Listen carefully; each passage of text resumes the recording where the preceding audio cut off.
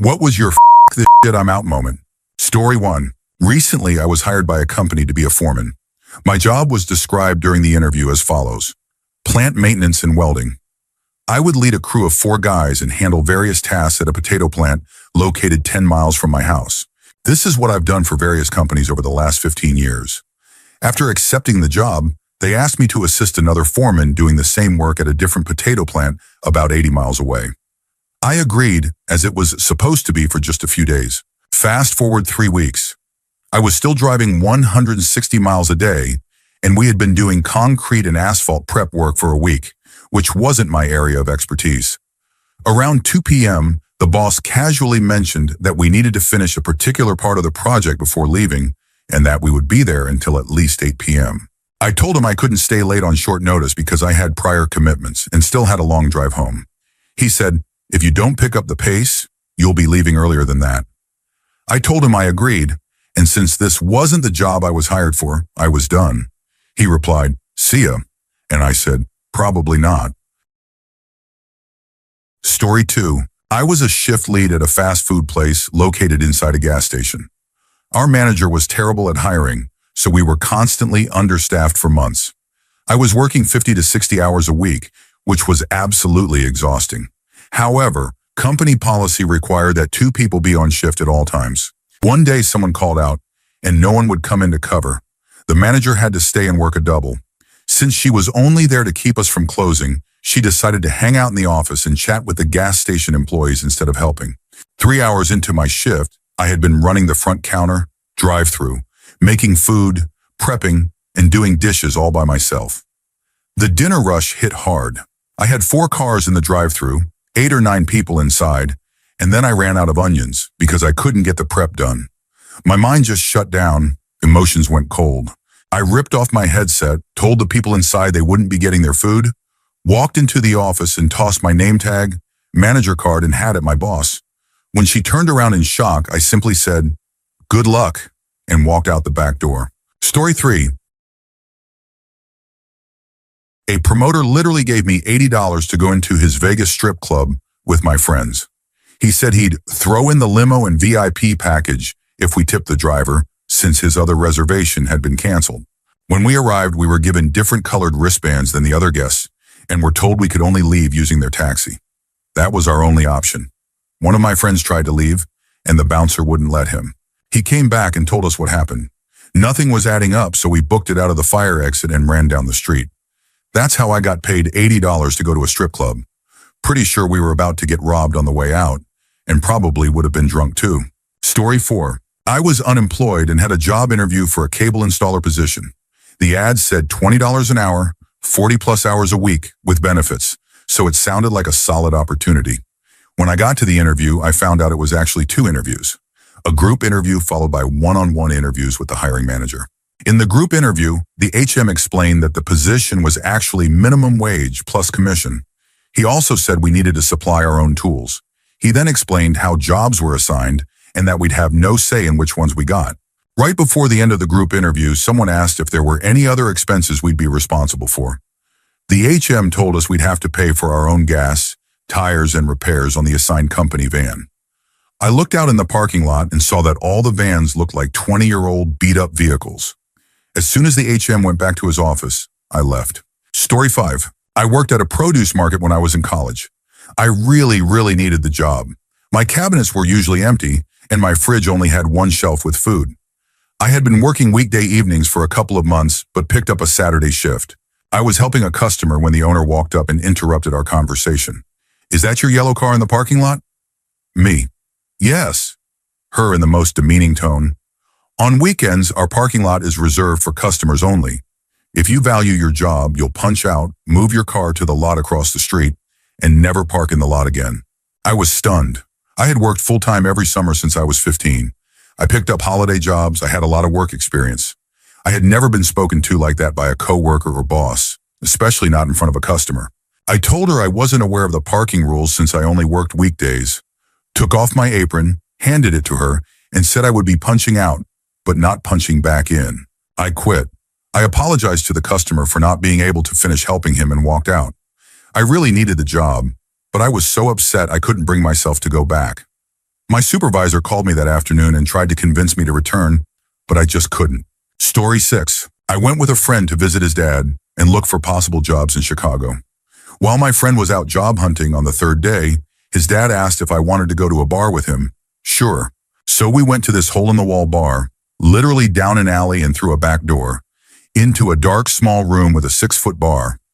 I was already questioning whether I should have stayed or left, but then came the kicker. We got a couple beers from the bartender, who seemed like a super nice guy. Nothing unusual about him, until his question, joining or viewing? My friend's dad smiled, smacked me on the back and said, just viewing. The bartender walked us over to another door and opened it, leading us into a much larger room. And if you haven't guessed it yet, there were about 15 people in the middle of what was clearly an explicit exhibition. I was absolutely not prepared for something like that. At 12:30 p.m. on a Tuesday, I was out of there fast. Caught an Uber back and didn't look back. Story 7. I was working at a particularly awful nursing home as a CN. I was being bullied by some of the other CNAs as well as one especially terrible nurse. I endured it for a year and eventually put in my 2 weeks notice. I only informed management, not the other staff. On my second to last day, that nurse decided to scream in my face about some imaginary infraction. About an hour later, I found out that the company, which had bought the facility earlier in the year, had decided that anyone who had been working there for less than a year on the sale date would not get any vacation days. I'd also only be getting half of my sick days paid out when I quit. That amounted to just 2.5 days of pay, and if I didn't finish my 2 weeks, I'd forfeit even that. I realized 2.5 days of pay wasn't worth enduring any more of that toxic environment, so I told the director of nursing at the end of that day that I wasn't coming back. She tried to convince me to reconsider, but it didn't work. Story 8. I was in my mid-20s working myself to the bone in a small-town office supply store. The workload as a department specialist was overwhelming. I was essentially running half the store myself, so the store manager didn't have to. Meanwhile, the assistant manager was doing nothing except collecting a paycheck, stealing digital cameras, and bragging about being a trained ninja. Staffing was kept minimal to make the store numbers look good. It was pure retail chaos. To make matters worse, the store manager was an arrogant, incompetent man with serious health issues who had been quietly moved to our store just to get him out of the way. Twice. He'd already been removed before due to multiple complaints, including some regarding inappropriate behavior. I honestly don't know how he kept his job. One day he approached me and said, "Customers love you. You're great at your job. But as soon as you're not helping a customer, your whole attitude changes. You don't speak to me with respect or enthusiasm. You look like you don't want to be here. I mean, look at me. If you just had a better attitude, you could be me in a couple of years." So I thought about it. That night, I applied to go back to school. I quit the next day. Story 9. I recently quit my job as a call center worker after 4 years. For context, I worked in customer service for a popular UK retailer. During the lockdown, when all stores were closed, we experienced a massive increase in online sales, which meant call volumes also skyrocketed. I worked hard to ensure customers were happy with their purchases and resolved every issue I could. One day we received an email from our CEO saying that despite record-high online sales, we wouldn't be getting bonuses due to the overall business being affected by the pandemic. I had only ever received one bonus in 4 years, so I wasn't shocked, but I was furious. We didn't get a raise, additional holidays, a thank you card, nothing. Then just a few days later, we found out through the mainstream news that top executives at the company had received raises. That was the final straw. A few co-workers and I decided we'd had enough. We handed in our badges at reception and walked out. I found a new job a week later and felt so much better. It was the first time I ever walked out of a job in anger, and I have no regrets. So story 10. I worked as a host at a BBQ restaurant for 2 years and 2 months. It was my first job, so I was always afraid to call out. In all that time, I never once called in sick. I was late occasionally, but our team was good about trading shifts. We'd message each other things like, "Hey, if you work for me Saturday, I'll take your Tuesday." It made it easy to avoid calling off. I've never had that flexibility at any job since. One Friday night, a friend of mine hosted a party after work and invited almost everyone we worked with. I wasn't scheduled that night, and I didn't want to go because I wasn't feeling well, and we just adopted a kitten the day before. But my friend insisted, saying, "Just stay for like an hour. You don't even have to drink." So my boyfriend and I went. Unfortunately, the party spiraled into what we now call the party from hell. Long story short, someone stole my boyfriend's car keys. We were stuck spending the night until his mom could bring us a spare key in the morning. I really didn't want to stay overnight since I had to open the next day. His mom finally showed up, we went home, and later that day, a friend from the party called to say she found her keys in her boyfriend's pocket. He'd taken them to keep her from leaving. Wild situation. After all that and still being sick, I decided to call off work. I thought, I've never done this before. They'll understand. I left a voicemail since the restaurant was still closed at that hour. I woke up to a bunch of missed calls and texts. Apparently, management was furious. I called in, and my friend, yes, the one whose boyfriend stole the keys, answered. She said the bosses were saying I'd better come in, or else. I asked, or else what? She didn't know but had never seen them that mad, so I said, tell them I'm coming. I planned to explain myself, to say I'd never called off, that I wasn't hungover but genuinely sick, and that I couldn't work. When I arrived, the managers weren't even there. The assistant manager was in charge. Word about the party had gotten around, and people assumed I skipped work because I was hungover. I quickly set the record straight. I told them, you know what? I quit. I'm putting in my 2 weeks notice. Give me something to sign. The assistant manager tried to calm me down, saying, wait, don't do something you'll regret. But I'd had enough. I told her, this is why people are afraid to call off. People work while sick through funerals because management doesn't care. That's not healthy, and I'm too young to ruin my life like that. The next day I came in to open again. The owner just looked at me and said, I thought you quit. I replied, I gave 2 weeks notice and said I'd stay until you found a replacement. He told me they didn't need me and to leave out the front door. I qualified for unemployment since they let me go early. I never looked back, and I don't regret it. They shut down a couple of years later without even notifying staff. Now they're being sued for unpaid rent. Karma really does catch up. Story 11. I was working at this bakery that makes cakes and gelatos, which then gets sold to grocery retailers like Fresh Market and Whole Foods to be placed in their bakery sections. This bakery was basically a reverse sweatshop. All the windows were boarded up. You work Monday through Friday from 6 in the morning until 8 at night with 1/2 hour break. There was no music. We weren't allowed to talk. We had to be in uniform and couldn't wear jackets. And it was kept at icebox temperatures so frostings wouldn't melt. It was soul-crushing. Then the woman who worked as a janitor quit. Rather than hire someone else, they put me in that role, even though I'd been hired as a baker. I had to clean the front office, prepare all the shipping boxes, mop every mess, clean the bathrooms. I had 2 industry degrees and over 10 years of experience in culinary at that point to be reduced to janitor.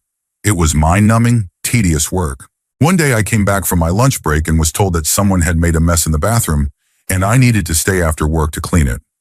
I went to the front office to talk to the woman who handled most of the management tasks. She was chatting with her daughter, a teenager she'd hired to manage their social media, despite knowing that I had social media marketing and SEO listed on my resume.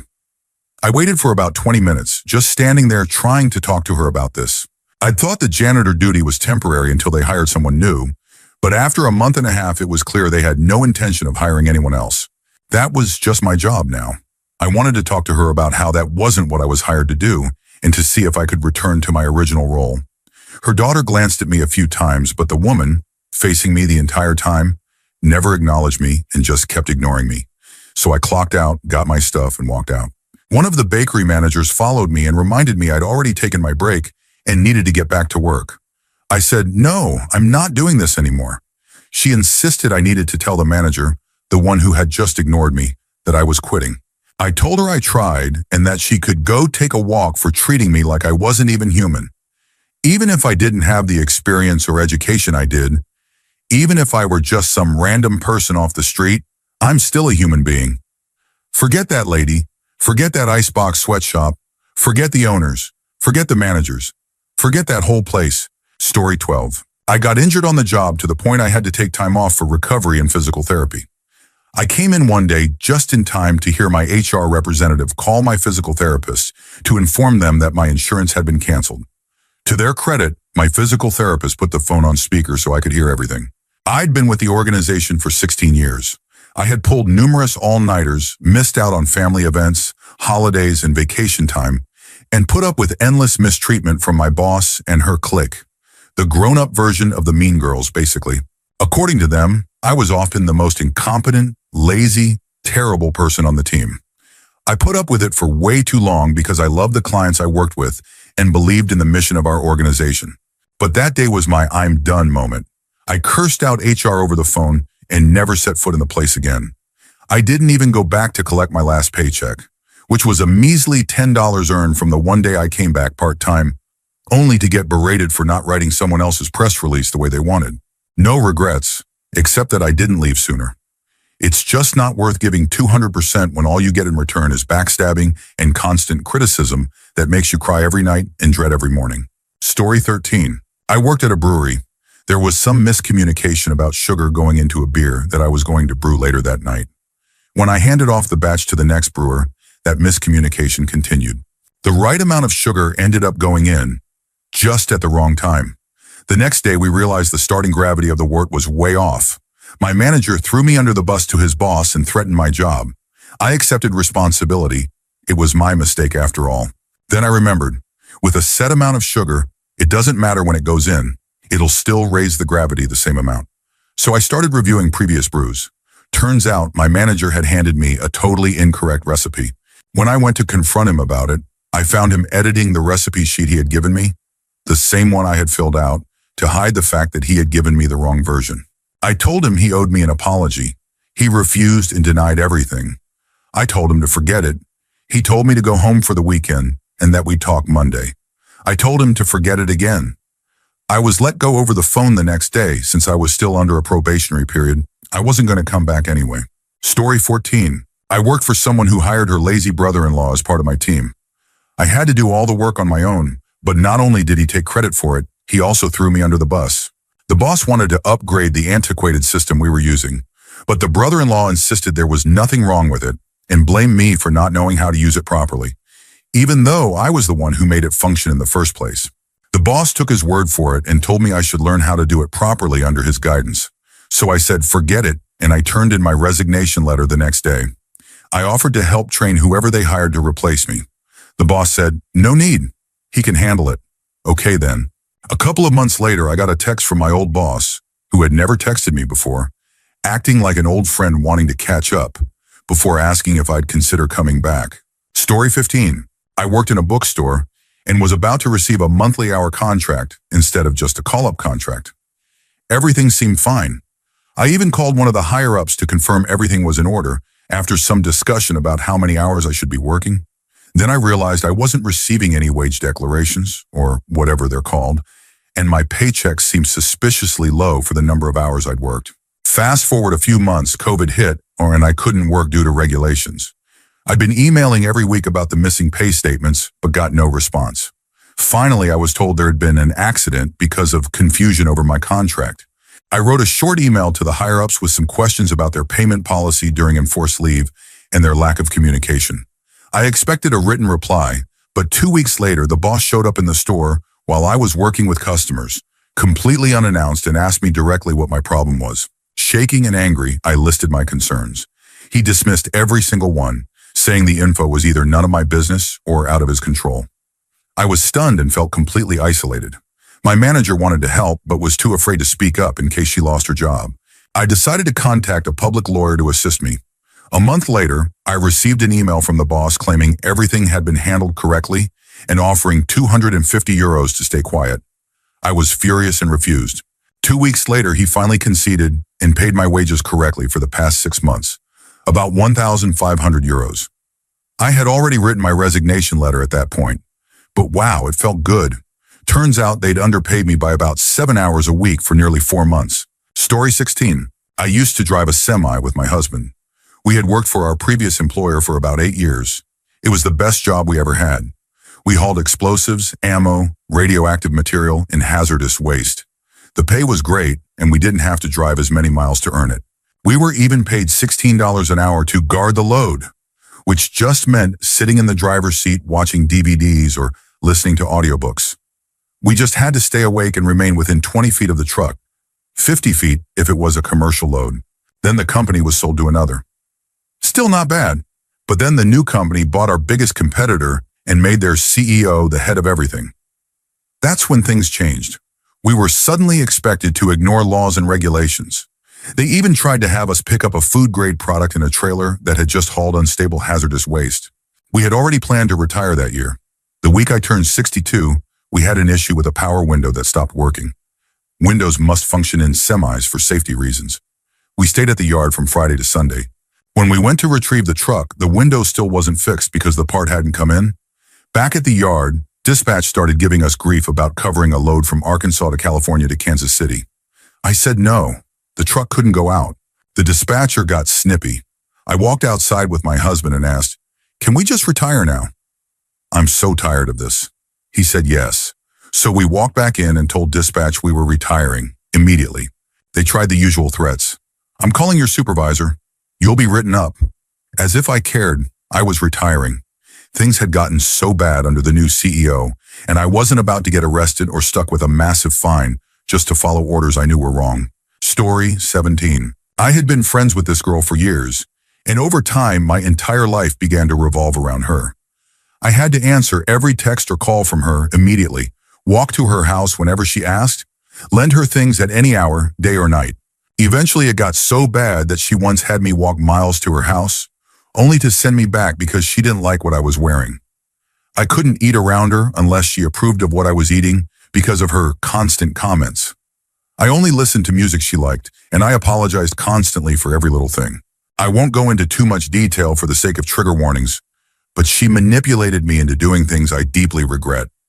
She even hit me once because I forgot to bring something she wanted. She cut me off from all my other friends and strained my relationship with my family. It all built up so slowly that I didn't even realize how bad it had gotten. I never thought I'd let someone treat me that way, but I was completely blind to it. One weekend, I went to a festival with my dad and was allowed to bring a friend, so I brought her. We spent the first day doing the usual things. When it was time to sleep, I was sharing a bed with her. We chatted, turned off the light, and I rolled over. As I lay there, a single tear rolled down my cheek, and suddenly it all hit me. I was completely drained, and I realized I didn't want to be around her anymore. It was like everything became clear at once. The rest of the weekend was agonizing. After it ended, I tried to avoid her. She bombarded me with angry messages, demanding to know where I was. I finally told her I was done apologizing. She scolded me for sassing her, and we argued over text for 3 days straight. She flipped between making me feel awful and begging me not to cut her off. When the argument ended, I realized how much freedom I had. I could listen to whatever music I wanted, wear what I liked, and talk to whoever I chose. It was awful how excited I was over basic things like that. But I'm so grateful I finally saw things clearly and got out when I did. Story 18. I was a pizza delivery driver at a place that didn't pay us by the hour, so legally we weren't required to stay there. We could hang out at home and just come when called. But I didn't really feel like driving back and forth, so I would just hang out at the store and play games or read on my phone. A few of the other drivers did the same. There were always 2 drivers scheduled, and usually the guys who just hung out would work until it got busy enough for the other guy to be called in. Eventually, I got more of a personal life and decided I wanted to occasionally stay home and be the backup guy.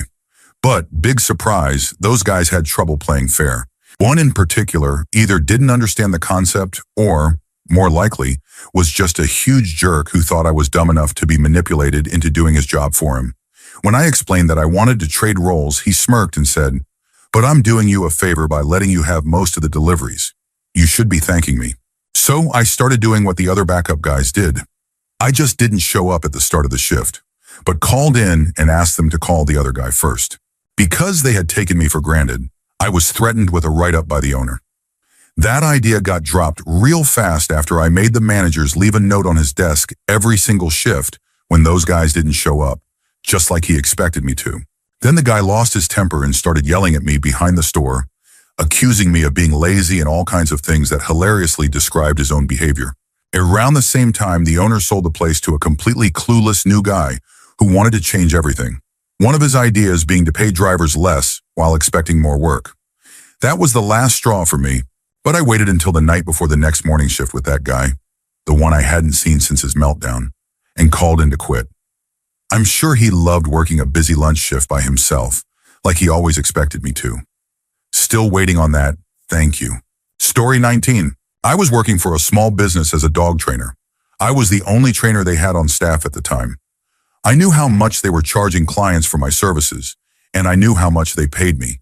It worked out to about a 10% commission. I asked for a significant raise, but they strung me along for a while. They kept promising something, but there was always an excuse. I wanted to leave then, but I didn't have many other options and didn't feel confident enough to start my own business yet.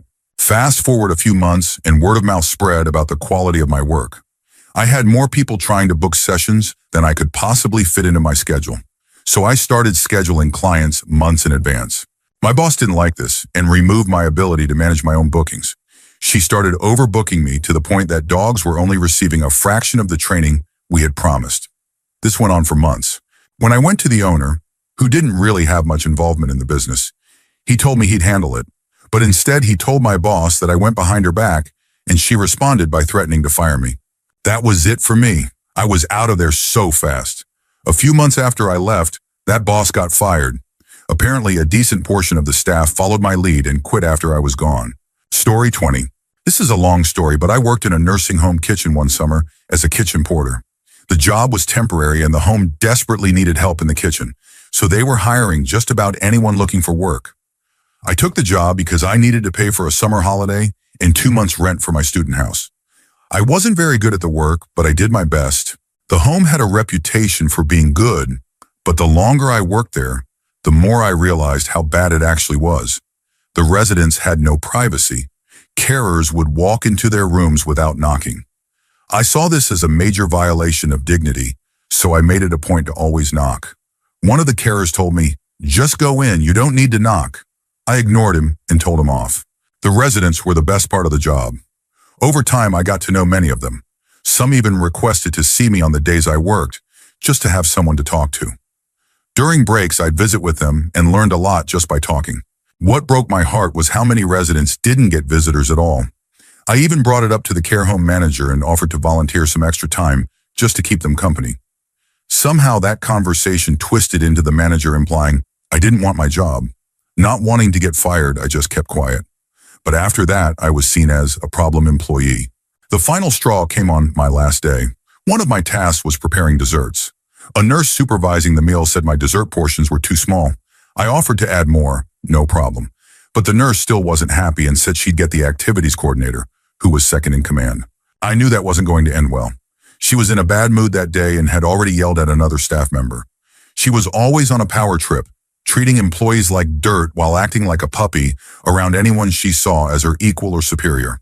5 minutes later, she stormed into the kitchen and shouted at me in front of everyone for a full minute. It felt like the longest minute of my life. Then she added, "You won't get far in your field after university if you keep making mistakes like this." I wanted to shout back, but I stayed calm and just said, "Okay," then finished my shift. One of the carers later said she felt sorry for me. I remember walking out into the parking lot after that 9-hour shift thinking, I'm never coming back here.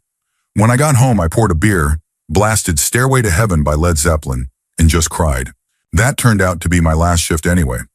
A few days later, the kitchen cook, my boss, texted me saying they had finally hired a full-time porter and that I wasn't suited to the role. I had seen it coming. I was just relieved it was over. Not long after, one of my colleagues quit too and reported the home to the CQC, the UK's social care watchdog. Inspectors found all kinds of violations: meat stored improperly, stair banisters coming loose on steep steps, and other serious issues. The care home manager was fined £50,000, and the CQC announced a follow-up inspection. Story 21. I left a career job after 12 years at the same company. One day I was sitting at my desk, really deep in thought about life and everything. I asked myself, is this really it? Is this all that life has to offer? I snapped out of my haze long enough to read an email from my boss about something that hadn't been completed correctly by 2 of my colleagues. The email said it was absolutely critical that I go back and resolve the issues, and that it needed to be done by the end of the business day. A strange sense of calm came over me. I got up, walked to my boss's office, and said, "You should ask nicely, not demand things from people like me." His jaw dropped and he asked, "Is something wrong?" I said, "Yes. Everything about your leadership style is worthless to this organization. If I were you, I'd walk you out. But instead, here's my access card. I'm walking myself out." Never look back, my point is. Don't make your life about your job. There's way more to life than making someone else rich and getting spoken to like a child. Story 22. I was in an abusive relationship for a year. Abuse is strange. It starts out subtle and builds slowly, so by the time you're actually being hit, or worse, it doesn't feel shocking. You're just living in it, and everything is murky. You think it's what you deserve. It's serious psychological manipulation. Anyway, we got a puppy, and I'm sorry for being awful gift. One night, the last night, I was watching TV with our 3-month-old puppy in my lap. He came home angry that I didn't greet him sweetly enough. He started yelling. I got up to defuse the situation, but instead of coming at me as he usually did, he kicked the puppy while shouting profanities. She made the saddest noise I've ever heard. I scooped her up, ran into the hall bathroom, and locked the door. I pressed my back against it, with my feet against the cabinet opposite to hold it shut while he banged and screamed on the other side. I wasn't crying. My mouth was just wide open in shock. I thought, holy crap, this guy just kicked a puppy. That was the moment I realized with absolute clarity, this is not normal. This is not okay. My phone was in my pocket. I pulled it out and booked a one-way flight to my parents that left that evening. I waited until he got bored and left, probably to a bar. Once I heard the door shut, I ordered an Uber, threw what I could in a bag, put the pup in her crate, and left. Never looked back. It's been 3 years. The pup and I are happy now. We live in a peaceful apartment in a new state with my girlfriend. No one gets hurt. No one does any hurting. It's a lovely life. And the pup? She's a sweetheart. The abuse didn't leave lasting damage. Everyone can heal with love and patience. She's my little lifesaver. Well, she's 100 pounds now, but she'll always be my munchkin. Story 23. I was around 14 and had just gotten my first phone. My siblings and I had gone to a restaurant and we came back home around midnight. While trying to unlock the front door, we heard screaming from inside the house. We rushed in and found my aunt beating my 8-year-old cousin while my other cousins were crying and trying to stop her. My aunt is a strong woman, so it was hard to pull her off. Eventually, I grabbed a metal bat from the backyard and hit her on the back of the head, knocking her out. My siblings just stared at me. I called my dad to pick me up and took my 8-year-old cousin with me. I figured the other cousins would call 911 and their dad. I guess not, since the next day I was allowed to come back and pack up some of my cousins and my own things. We stayed with my dad for about 2 months. Turns out my aunt was furious because the kid had gotten nail polish on her new shoes. Story 24. I worked in insurance for about 6 months, handling short-term and long-term disability as well as FMLA. I tried to tough it out because it was an internship paying for my schooling, and I planned to move on afterward. But disability and FMLA are emotionally heavy. These are people going through the worst moments of their lives, whether it's their own illness or a loved one's. The systems were outdated. We still relied on fax machines. Getting claims approved and people their money felt like pulling teeth. The company rolled out an online system for some things, but the people calling were usually older or dealing with problems too complex to handle online. Then came Monday after Thanksgiving. After a 4-day weekend, the calls were mostly from desperate people who had been waiting days for answers. Within the first hour, I knew I couldn't do it anymore. I took a call from someone who had waited weeks for payment. I had to tell him, "Sir, we don't have the documentation. Your claim is denied." That was it for me. Emotionally, I couldn't handle being in a position where I couldn't actually help people. It was too much. Story 25. First job, I had just turned 16, and all of my friends were working at the only high-class restaurant in a nearby small and historical town. I didn't live there. I commuted half an hour to work with my friends. The restaurant was partially owned by a very wealthy family from that town, a family that basically owned the place for a while and were seen as royalty, though nobody knew who they were outside of town. About 3 months in, and the job sucked. My friends mostly worked as waiters and made great tips. A few were working their way up as cooks and loved being creative. I was the youngest with no job experience, and I was stuck as the dishwasher. I made no money, worked long hours, and didn't even see my friends because they were too busy making money and having fun in other parts of the restaurant. I was mostly closing shifts, which made it worse since my friends worked mornings and I couldn't hang out after work. So I was already thinking about quitting. It was Christmas Eve and I was missing a big family gathering. But it was fine. The restaurant was closing early at 8 p.m. and my aunts and uncles would still be up late playing poker and having fun. I figured I'd be home by 9 and still get to enjoy the night. As 8 rolled around, I realized I was going to be late. There was a ton of dishwork left, and then it happened. The royal family walked in, at 8, demanding to be served. I told my boss I'd clean what was already there, but I wasn't staying late. These people had pulled this before, staying for hours and ordering tons of food and drinks. I'd make extra money, but I wouldn't leave until midnight. My boss said no. I had to stay until closing. I just walked out. Didn't say a word to anyone. My bosses called me repeatedly, threatening everything from holding my final check, sucked, but whatever, to making sure I'd never be hired again in that town. I didn't live there, to firing my friends if I didn't return. That was the only thing that gave me pause, but my friends made up too much of the crew to actually be fired all at once. I went home and had a great evening with my family, even made a little cash playing poker. My friends all left the place not long after, but not because of some big stand. They just got tired of working hard for jerks. Story 26. I worked for a friend who owned his own company. The service was very niche and I was never trained. He told me to do XYZ and I did it to the best of my knowledge, which wasn't much because it wasn't my field. He would get upset when there were mistakes. I tried to talk to him about it and ask for more training, which never happened. For months I was being yelled at. My breaking point came when we were working off-site as guests with other professionals. There was some issue with a machine, and he tried to blame me. His colleague told him to chill out and even pointed out that I couldn't see the machine from where I was to know something was wrong. It turned out the machine was working, just not at the rate he wanted. He still said some nasty stuff in front of everyone. I couldn't even get a word in. I left soon after that. Now I only speak to him through my husband. He's struggling to find someone new to replace me, and I wonder why. Story 27. I went on a 4-hour road trip with a friend who was kind enough to drive me. The plan was to go to a concert with a girl I was into and then stay in a hotel together. It was a cold Friday in November, and we got into the city around the time everyone was getting off work. We got stuck in rush hour. I texted her updates about the traffic. The concert was still 4 hours away, so I thought we had time. Then she started calling and asking where I was. I explained the situation again and told her we were on our way.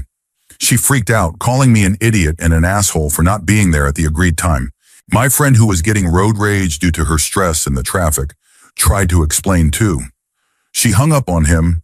An hour later, we arrived at the nearest parking lot. My friend gave me quick directions, telling me to look for a big yellow sign and hurry because she was angry. I started walking and used Google Maps to make sure I was going the right way. She called again and asked where I was. I told her I was looking for the yellow sign. 10 minutes passed and I was lost. I had her yelling and crying in my ear while I was trying to find the sign. My friend spotted me and ran up yelling, "Why are you here? It's the other way." Then he realized, I'm colorblind. He corrected his directions and walked me there. She was still screaming at me over the phone. My friend, now frustrated, said a little too loudly, "Tell her to shut up." She hung up. We got to the venue. The concert was 2 hours from starting. She was crying and furious because we missed the door opening by 10 minutes. There were only 5 other people in line. I tried to explain and apologize, saying at least we were here early now. That's when it all came out. She unleashed all her anger, yelling at me in front of everyone. She even hit me. Nobody said anything. Then she started calling her family and friends, telling them I had ruined everything. We got inside and stood front row. I apologized again, telling her I'd make it up to her. She ignored me. Then a random guy walked up and started talking to her. Turns out she had a thing going with him behind my back. As he was about to introduce himself to me, I turned and walked away. I called my friend who met up with me, and we drove home. 2 years later, I still don't know what sign I was supposed to look for. Story 28. A couple of years ago, some buddies and I traveled to Canada for a week-long backpacking trip around Banff. To start things off, my backpack was lost by United and delayed by 24 hours. We had a very tight schedule and were supposed to hit the trail the morning after arrival, but instead, we started out at 8 p.m. This was grizzly territory, so hiking at night through forest was not exactly the best way to start the trip. We finished a whole day hike uphill in 5 hours and set up camp at 2 a.m. This was late August, and a storm was forecasted to come in overnight. Great timing. Rain started in the early morning. As we were packing up camp, the rain quickly turned to sleet and then snow.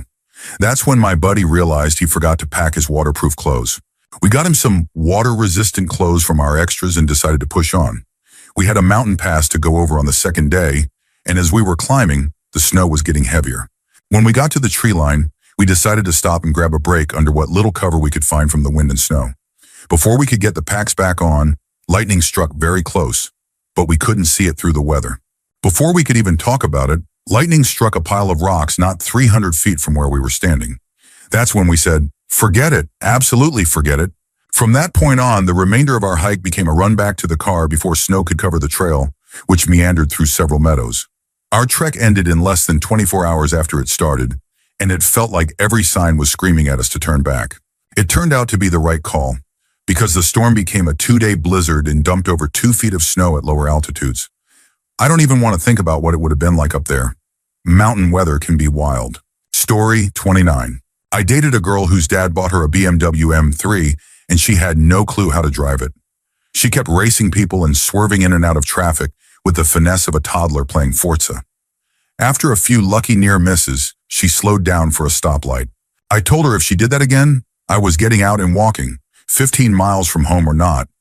I didn't realize there was a cop a couple of cars behind us. We'd had a couple of drinks earlier and had weed on us, but we were in a legal 420 state. She thought it would be cute to spin the tires when the light turned green. She hit the gas and we spun around and hit a fire hydrant. The cop pulled up as we were getting out of the car and asked if we were okay. I said I thought we were both okay. Long story short, the cops figured out she had been drinking. As they were preparing to take her to jail, the officer asked me if I wanted to be responsible for the car. I'd been drinking too. He said if I took the car, I'd have to take a breathalyzer test. At that point, I said, nope, forget this, I'm out. Called an Uber and never saw her again. Story 30. When I was 12, I was misdiagnosed with Asperger's syndrome. I wasn't reassessed until I was 19, when it was discovered that I actually have BPD, not Asperger's. I really can't begin to explain how much that misdiagnosis messed me up, so I won't go into detail. Just know that it destroyed what little remained of my already broken childhood.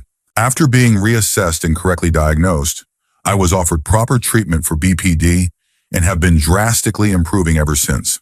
However, even though all the experts who had access to my medical files knew the updated diagnosis, they wouldn't remove the Asperger's label from my file, possibly because it was made by a licensed psychiatrist. It didn't really affect things day to day, as my care providers knew the truth. In 2018, I was recommended for a local rehabilitation course. It was designed for people with physical or mental health issues who were struggling to get established professionally. I was planning to study cosmetology at a local community college, but my mental health team thought the course would be a good stepping stone, and honestly, they were probably right. I just started proper BPD treatment and was still emotionally fragile. To be considered for the course, you had to provide documentation confirming your conditions. My GP printed and signed a list of my diagnoses, but unfortunately, the outdated Asperger's diagnosis was still on it. That turned into a serious problem. At my second interview with the course director and company head, the topic came up. I explained the whole situation, that I had been misdiagnosed and the correct current diagnosis was BPD. I even offered to provide my psychiatrist's contact information. The company head said he believed me and would treat me accordingly. I do think he was being sincere, but I barely saw him.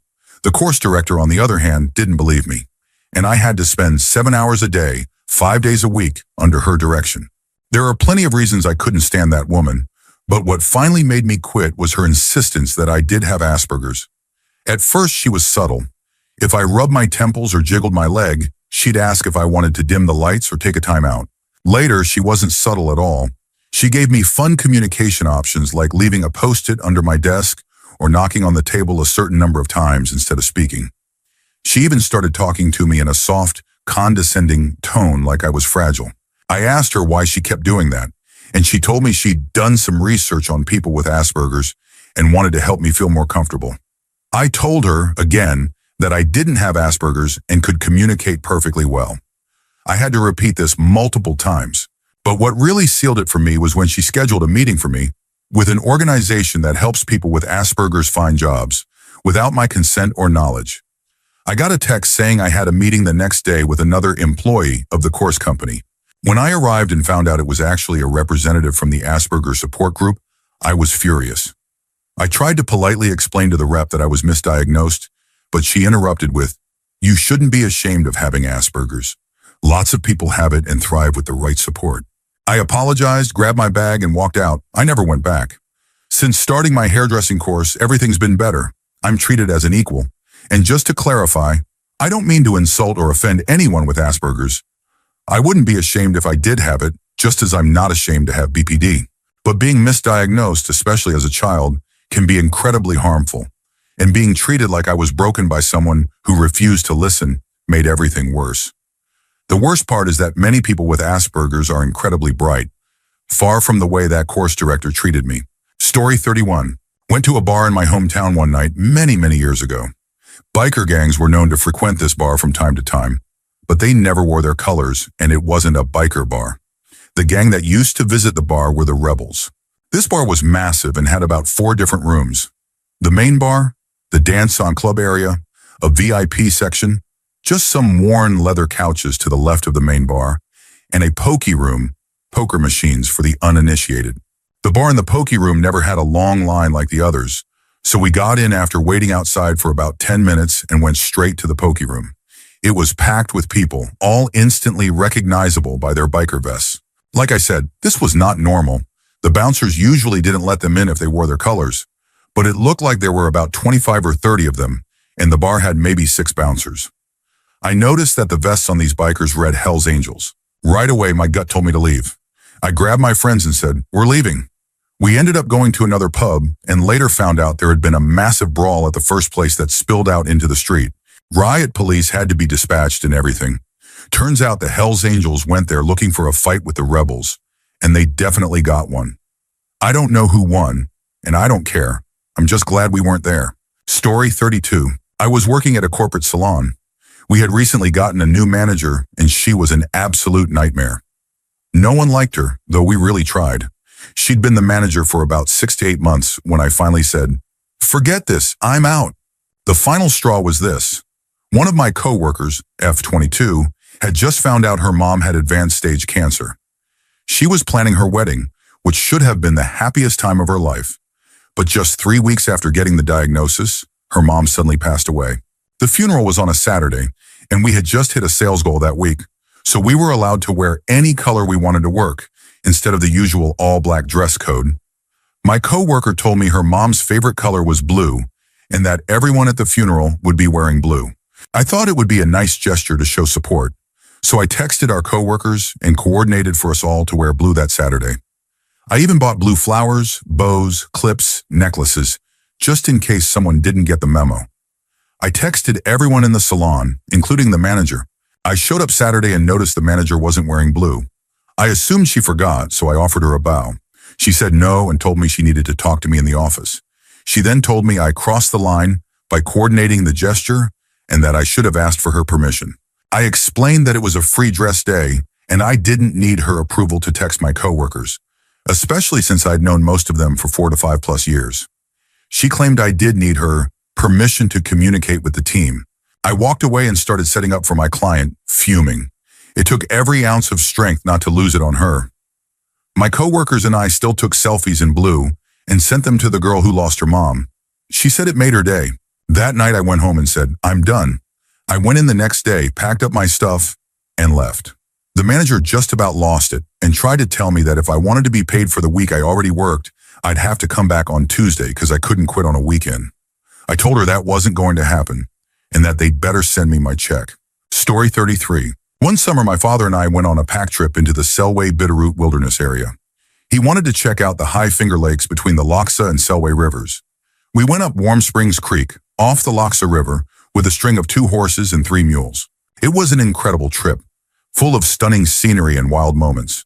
We saw hot springs with naked hippies, wandered through a grove of ancient cedars, caught pan-sized trout every morning and evening for meals, and passed a spectacular waterfall. And then, 3 days into the trip, we were deep in the old-growth forest and pretty high in elevation. We reached a section of the trail where 250-foot trees had fallen. Even on horseback, we couldn't see over them. They were massive. We had to go around each one, only to find another blocking the trail just beyond. It probably doubled our travel distance. Eventually, we came into a huge alpine meadow, maybe a mile across. A creek ran through it, and we could see the trail continuing on the far side. We'd crossed the creek many times before, usually at wide, shallow, calm points. But this spot was narrow, rocky, and filled with rushing, foamy water. There was a small tree, maybe 6 inches thick, stuck on the opposite bank. My dad asked me to hold all the mules while he rode his horse into the creek to inspect the log. He stood on a rock, reins looped over a branch, and started chopping with his axe. He managed to break the log free, but the branch his horse was tied to snapped back, spooked the horse, and it bucked, losing its footing and flipping into the creek. Dad slipped off the rock, lost the axe, and spent several tense minutes calming his horse and himself before climbing back out. It was a dangerous moment. It ended okay, but if either my dad or the horse had broken a leg, I'd have been left to get us back down the mountain. Days from anyone, let alone emergency help. We sat on a warm rock nearby and shared apples, cheese, Thuringer, and space food sticks. My dad turned to me and said, "I think this is a good spot to turn around and go home." Pretty sure he meant, "Forget this, I'm out." Story 34. A while ago, I worked as a cannabis trimmer for a company whose entire focus was trimming outsourced cannabis. The managers were really mean and always in a bad mood. They were operating out of a small warehouse building with about 75 people working elbow to elbow. Space was tight. One day, we walked in and saw they had put a plastic divider down the center of the room. One side was for the machine trimmers, and we were all crammed onto the other side. Now we were basically on top of each other. Oh, if you wanted to move or go to the bathroom, other people had to get up just so you could get by. After receiving my basket to trim and sitting there for 15 minutes, I audibly said, "Forget this," and stood up. The manager on duty said, "If you leave, don't come back." I told him to shove the job and walked out. Story 35. My girlfriend and I were walking our dog in the afternoon by the local river. There's a popular bike trail that goes by some picnic and BBQ areas, and it seemed like a perfect day for a walk. There were plenty of people around, so we felt safe. As we reached one of the BBQ pits, we noticed a small group hanging out nearby. They weren't the usual college crowd, more of a rough-looking group. Locals might call them river rats. Couldn't tell if they were homeless or just hanging out, but they seemed to be having a good time drinking and chatting, so we didn't think much of it. Still, plenty of people were walking by, so we kept going. About 20 feet past them, something in the bushes caught my eye. I looked over and saw a man crouching, partially hidden. He looked like he was part of the group, and he was staring at them intensely. What really drew my attention was the handgun he was casually holding between his legs. I instantly thought, "Forget this." I turned around and walked quickly back the way we came. I positioned myself between him and my girlfriend, and as soon as we passed the group, I asked her if she could run in flip-flops. When she said yes, we booked it to a safe distance. We called the cops, but I don't know what happened beyond hearing a police helicopter circling the area for a while. Later, I asked my girlfriend if she saw it too, or if I had overreacted. She confirmed she saw the gun, but it didn't register with her in the moment. I'm just glad I acted quickly and calmly to get us out of there. Story 36. This one's a little different from the others, but during college, I became great friends with someone who shared my sense of humor. We were close all throughout first year. Then in second year, a new girl showed up, very smart and charismatic. She started hanging out with my friend, and suddenly everyone else began to notice how cool and amazing my friend was. I tried to talk to the new girl a few times, but every time I did, she just looked at me with a blank expression. I'll never know if she disliked me for being an ethnic minority or if she just thought I wasn't smart enough. She eventually went on to study at Oxford. Slowly, I started to feel like I was being pushed out. Where I'm from, people put you on a pedestal for verbal intelligence. I had the smarts, but I'm a much stronger writer than speaker. I was being underestimated. This new group formed around my friend, and they always walked slowly to the next class together. I guess it was a combination of being ignored and their literal slowness that finally made me think, forget this. One day I just walked ahead of them, and that was that. I cut ties. The saddest part? Nobody cared. Not one person reached out after I left, not even my former friend. Now I have a solid circle made up of childhood friends. They may not be the intellectual type like those people I met in college, but they have heart, and they have my back when things get tough. Story 37. My parents divorced when I was 13. My father remarried a woman who was the textbook definition of a Karen, hairstyle included. Since my mom was in rehab at the time, she's now been clean for 9 years and is doing great, I had to live with my dad and his new wife. It was an abusive household. My older brother left at 16 and never came back. I got my first job at 14, and things just kept getting worse. Eventually, they put locks on the food cupboards. I was told I ate too much and had to start buying my own groceries. Mind you, I was an athletic teenage boy who lifted weights. I remember thinking, Why am I still here? I pay for my food, phone bill, clothes, everything. If I don't leave, I'm either going to hurt myself or someone else. I was really struggling. I had a friend in a similar situation. We decided to move out together and rented an apartment at 16. Somehow we both graduated high school, so I guess you could say we made it out. Half decent. Story 38. I worked as a kitchen hand at a restaurant. Basically, I was a dish boy. But soon after I started, they got me to do deliveries, which really messed things up. I'd leave to deliver something for 10 to 15 minutes each way and come back to a pile of dishes and people shouting at me because I was late. One night, it was decently busy and I got assigned a delivery. The manager came into the kitchen and said it was for an old client they still served, though he admitted the guy was a little outside the range. I got the food, put it in my car, and typed the address into Google Maps. 30 minutes, one way. Great. I made the hour-long round trip, and when I returned, the kitchen was wrecked. Both of my cleaning sinks were full of plates, pans, and trays. All the benches around my station were stacked high with even more dishes. Everyone immediately screamed at me, blaming me for being late and demanding their stuff be cleaned first. We closed at 9 p.m. that night, and I was stuck doing dishes until 1 a.m., so I handed in my formal resignation the next day. Story 39. Buckle up because this one sent me spiraling into a deep depression. In my 4th year of college, I was living off campus in a house with my best friends, friends I thought would be in my wedding, friends I thought I'd have for life. We were over halfway through the school year and had just returned from winter break when I could feel something had changed. None of my buddies included me when going out, and they'd actually sneak by my room at night to leave without telling me. I felt terrible, but life was busy, so I tried not to dwell on it. A few weeks later, I was sitting in my room rolling a blunt with a roommate when I saw a notification pop up for a GroupMe chat that I wasn't part of.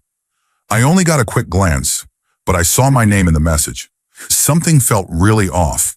Being the sneaky sleuth I am, I guessed a roommate's password and got into the GroupMe chat to see what was going on. As I scrolled, my blood started boiling.